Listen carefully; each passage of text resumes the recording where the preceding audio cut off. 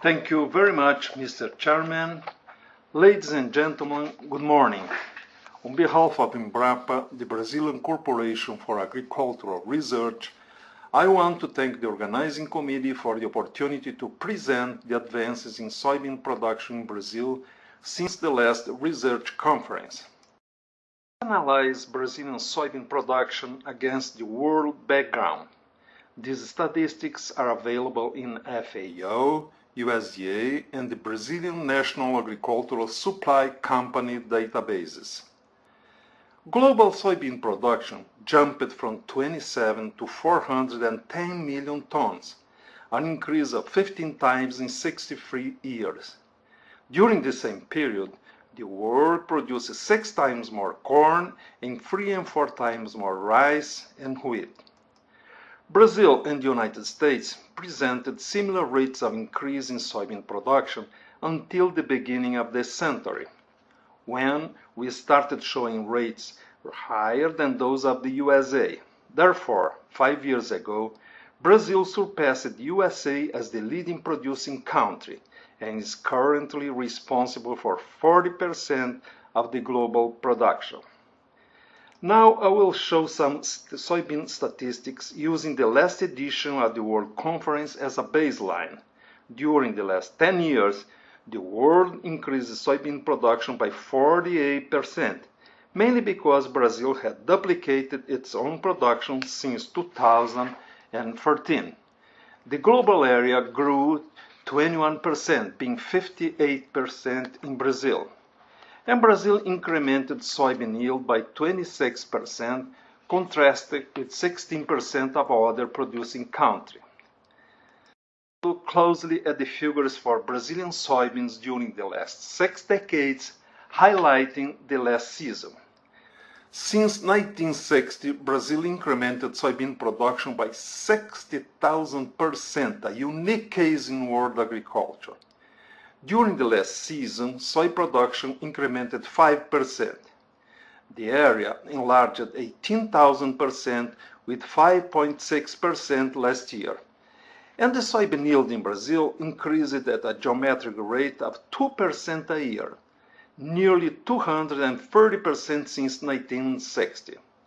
The yield increase has contributed more than area expansion to the Brazilian rise in production, a consequence of the way we have been looking very carefully to expand soybean yield in Brazil in a sustainable manner.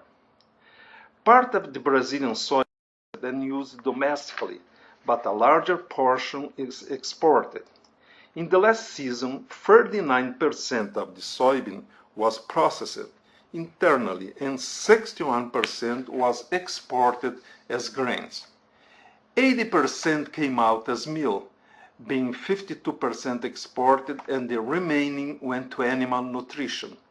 1/3 of the meat, considering swine, poultry, and cattle meat, was exported last year. Soybean oil represented 20% of the processing, being 1/4 exported.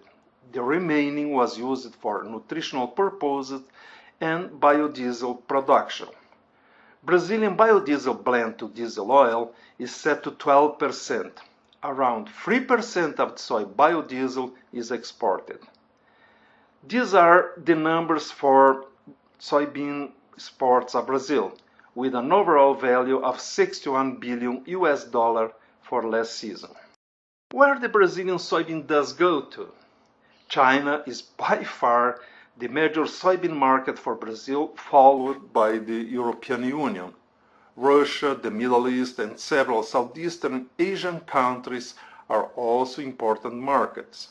Furthermore, Brazilian soybean goes to several African and American countries. Brazil is the most important producer of organic soybean. The domestic area is close to 5% of the total soybean area. And Brazil is the country that produces more non-GMO soybeans cultivated in 1 million hectares. These figures may still see further increase in the near future according to the marketing demand. Soybean production in Brazil expanded due to factors like first-class growers, a large amount of area available for cultivation, favorable climatic conditions, and technological advances. Several technologies were important for the success of soybean cultivation, and I will mention the most important ones. The majority of Brazilian soybeans are cultivated in areas subject to erosion. Then the use of the no-tillage cultivation system has been paramount. No-till is an important tool for soil management and for water conservation, which is essential to support dry periods during the season. Nowadays, more than 80% of the soybean area is under a no-till system and surpasses 95% among the top farmers. By using the biological fixation of nitrogen, Brazilian growers avoided the use of 11 million tons of nitrogen fertilizer and prevented emissions of almost 250 tons of carbon dioxide equivalent every year.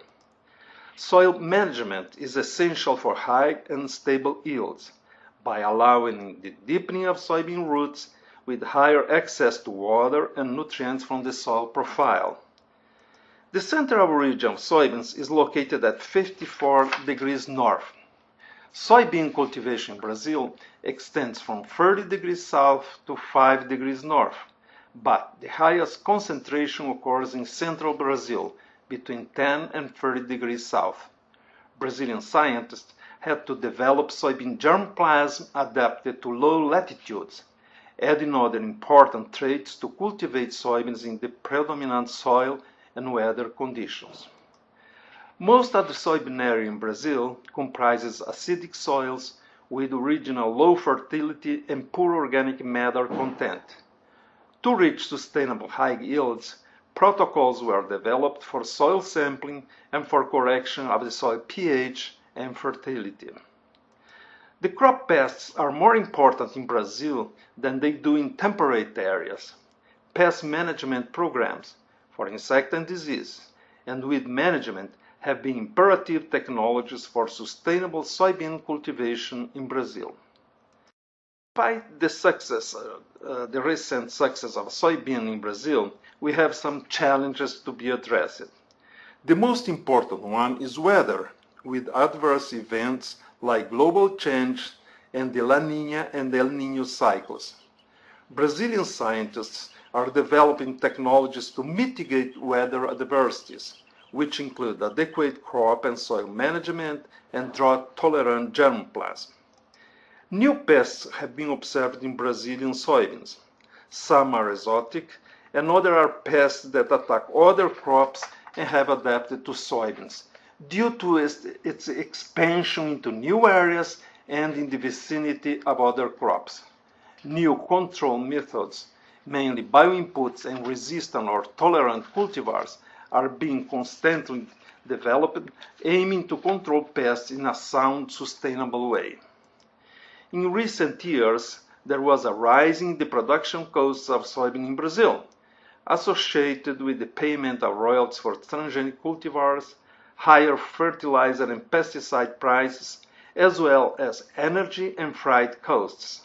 Brazilian farmers are looking for ways to overcome it in the short term.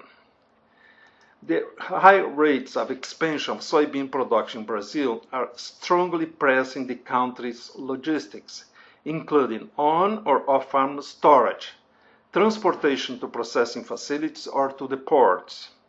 New investments are required to expand facilities like the storage capacity, railroad or river transportation, as well as expansion and modernization of seaports in order to keep track of the expansion of soybean production. Brazil understands that it's not enough to produce food, it must be sustainable. We have implemented several initiatives incentivizing the use of sustainable production systems. The ABC plan is government-funded and focuses on low-emission agriculture. It is composed of credit lines and associated technology development and transference. Among the most important actions are the recovery of degraded lands, thus avoiding the opening of new areas, the crop husbandry forest integration, which allows greater accumulation of organic matter in the soil, improved nutrient cycling, development of beneficial soil microorganisms, and enhancing conditions for water accumulation in the soil, leading to less moisture loss and less risk of erosion. Progress of the no-tillage systems and biological fixation of nitrogen and other bioinputs. By the way, Embrapa is presently developing its own protocol, which will lead to a certification system called low-carbon soybeans. This protocol will be soon available to Brazilian growers. It has partnerships with private institutions to implement production systems with low greenhouse gas emissions. A pool of hundreds of Brazilian farmers adopted this novel approach. Last year, they exported the first lot of certified soybean with low GHG emissions. This initiative will grow exponentially during the next seasons. This comprehensive initiative is led by CESP, the Brazilian Soybean Strategic Committee. This NGO is responsible for an annual national challenge of maximum soybean yield. The contest is restricted to soybean farmers that fully respect the social and environmental Brazilian legislation and have good governance of their business according to the ESG rules. Since 2008, 15 editions of the challenge were performed, congregating around 6,000 farmers each year. Considering all the farmers that participate in the editions of the challenge, they represent 1/3 of the Brazilian soybean production. Colors in the table cells, escalating from red to blue, represent the learning curve of consistently attaining high soybean yields in Brazil. The all-time yield record was obtained in 2017 with almost 9,000 kilograms per hectare.